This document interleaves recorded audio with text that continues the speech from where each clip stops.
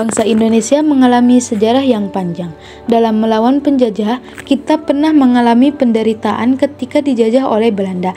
Sejarah juga mencatat kekalahan Belanda oleh Jepang dalam Perang Asia Timur Raya atau yang disebut dengan Perang Pasifik menyebabkan bangsa Indonesia dijajah oleh Jepang.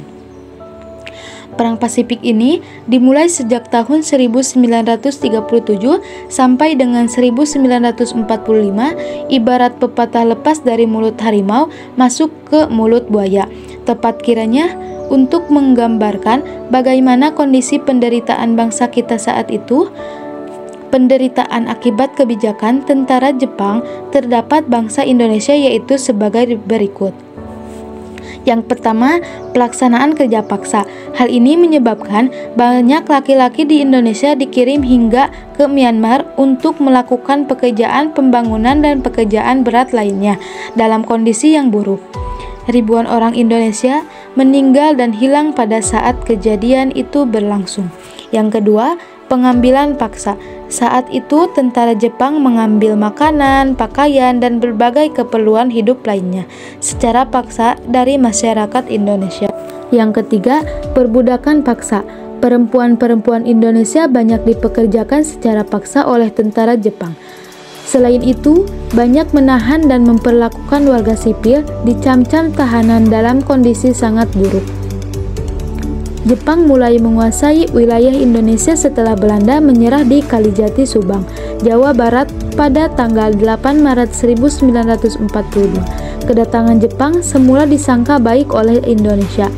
Banyak semboyan dikomandangkan oleh Jepang seperti Jepang Perlindungan Asia, Jepang Pimpinan Asia, dan Jepang Cahaya Asia. Yang keempat, kenyataan sejarah menunjukkan bahwa Jepang tidak berbeda dengan Belanda, yaitu menurunkan penjajah atas bangsa Indonesia. Kemenangan Jepang di Asia tidak bertahan lama. Pihak sekutu Inggris, Amerika Serikat, dan Belanda melakukan serangan balasan. Satu persatu, daerah yang dikuasai oleh Jepang kembali ke tangan sekutu. Melihat yang tersebut, peringatan pembangunan Jawa Baru, tanggal 1 Maret 1945. Jepang mengumumkan pembentukan Dokuritsu Jumbi Chosakai atau BPUPKI, Badan Penyelidik Usaha-Usaha Persiapan Kemerdekaan Indonesia. Janji Jepang membentuk BPUPKI dibuktikan pada tanggal 29 April 1945 bersamaan dengan hari ulang tahun Kaisar Hirohito. Secara resmi, BPUPKI dilantik oleh Jepang dengan anggota yang berjumlah 62 orang, yaitu yang terdiri atas tokoh-tokoh bangsa Indonesia dan 7 orang anggota perwakilan dari Jepang. BPUPKI diketahui oleh Dr. Andes Rajiman Widyodiningrat. Sementara itu, wakilnya adalah Raden Panji Suroso dan Ishibangase Yoshio. Ketua dan wakil ketua BPUPKI dilantik pada tanggal 28 Mei 1945. BPUPKI mengadakan sidang sebanyak 2 kali, sidang resmi dan 1 kali sidang tidak resmi. Yang pertama, sidang resmi dilaksanakan pada tanggal 29 Mei sampai 1 Juni 1945, membahas dasar-dasar negara. Yang kedua, sidang berlangsung pada tanggal 10 sampai 17 Juli 1945, membahas rancangan Undang-Undang Dasar. Sejak berkuasa di Indonesia, Jepang dengan segala cara menguras kekayaan dan tenaga Indonesia. Hal ini menimbulkan kesengsaraan dan penderitaan bagi rakyat. Namun, penderitaan tersebut tidak menyurutkan semangat perjuangan kita untuk meraih kemerdekaan. Berbagai upaya dilakukan bangsa Indonesia dengan menyusun barisan dan bersatu padu mewujudkan kemerdekaan yang dicita-citakan.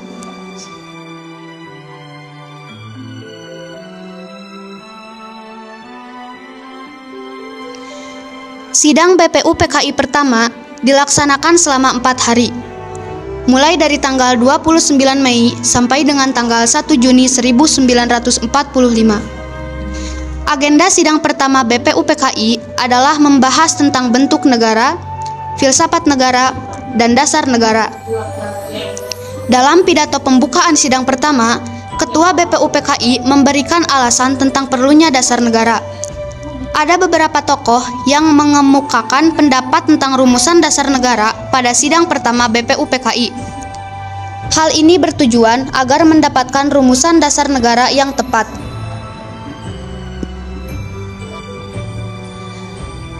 Adapun tokoh-tokoh yang mengemukakan pendapat tersebut yaitu Muhammad Yamin, Supomo, dan Insinyur Soekarno.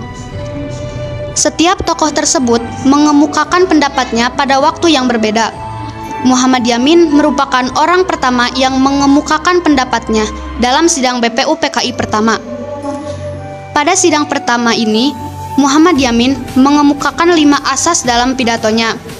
Kelima asas tersebut adalah peri kebangsaan, peri kemanusiaan, peri ketuhanan, peri kerakyatan, dan peri kesejahteraan rakyat. Setelah selesai berpidato, Muhammad Yamin juga menyampaikan tentang konsep dan dasar negara Indonesia merdeka secara tertulis kepada ketua sidang. Konsep tersebut adalah sebagai berikut. Yang pertama yaitu ketuhanan yang Maha Esa. Kedua, persatuan kebangsaan Indonesia. Yang ketiga, rasa kemanusiaan yang adil dan beradab. Keempat, kerakyatan yang dipimpin oleh hikmat kebijaksanaan dalam permusyawaratan perwakilan. Dan yang kelima, keadilan sosial bagi seluruh rakyat Indonesia. Selanjutnya, pada tanggal 31 Mei 1945, Supomo mengemukakan 5 usulan dasar negara Republik Indonesia. 5 usulan tersebut yaitu: yang pertama, persatuan; yang kedua, kekeluargaan; yang ketiga, keseimbangan lahir dan batin; yang keempat, musyawarah; dan yang kelima, keadilan sosial. Pada tanggal 1 Juni 1945, Insinyur Soekarno juga menyampaikan pendapatnya tentang dasar negara Indonesia dalam pidatonya tersebut. Insinyur Soekarno menjelaskan tentang dasar filsafat negara. Selain itu, beliau juga mengajukan usul agar dasar negara tersebut diberi nama Pancasila. Usulan yang diajukan Insinyur Soekarno diterima oleh peserta sidang BPUPKI. Oleh karena itu, setiap tanggal 1 Juni diperingati sebagai hari lahirnya Pancasila. Berikut adalah rumusan dasar negara yang diusulkan oleh Insinyur Soekarno. Yang pertama yaitu kebangsaan Indonesia. Yang kedua, internasionalisme atau peri kemanusiaan. Yang ketiga, mufakat atau demokrasi. Yang keempat, kesejahteraan sosial. Dan yang kelima, ketuhanan yang Maha Esa. Pada tanggal 1 Juni 1945, dalam sidang pertama BPUPKI, juga terdapat beberapa tokoh lain yang berpidato. Setelah itu, BPUPKI mengalami masa reses persidangan, periode jeda atau istirahat selama 1 bulan lebih. Masa persidangan BPUPKI yang pertama ini dikenang sebagai detik-detik lahirnya Pancasila. Pertemuan tidak resmi BPUPKI.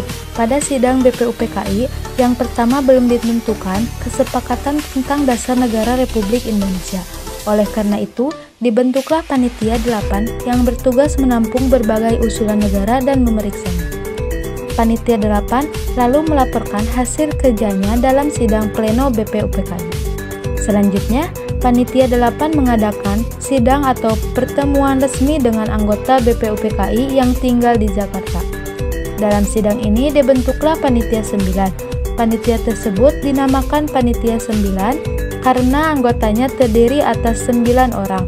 Panitia 9 bertugas membahas dan menelaah berbagai usulan yang telah ditampung oleh Panitia 8. Panitia 9 disebut juga panitia kecil. Adapun susunan keanggotaan Panitia 9 adalah sebagai berikut. Pembentukan Panitia 9 bertujuan untuk menjembatani perbedaan antara golongan nasionalis dan golongan Islam tentang rumusan dasar negara bagi Indonesia merdeka. Setelah melaksanakan perundingan dengan 4 orang wakil golongan kebangsaan dan 5 orang wakil golongan keagamaan, pada tanggal 22 Juni 1945, Panitia 9 mencapai kesepakatan luhur.